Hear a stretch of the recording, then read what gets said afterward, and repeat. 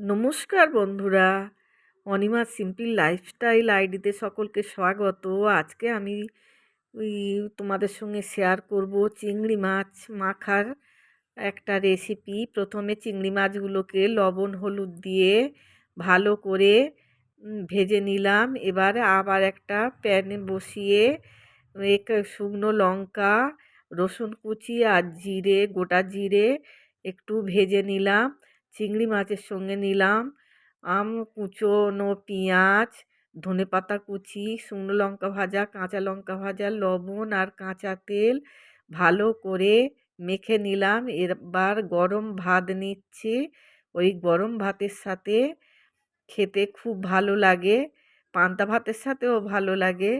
বন্ধুরা, তোমরা এই রেসিপিটা একবার ট্রাই করে দেখবে। যদি ভালো লেগে থাকে আমাকে একটা লাইক, কমেন্ট ও শেয়ার করে দিও।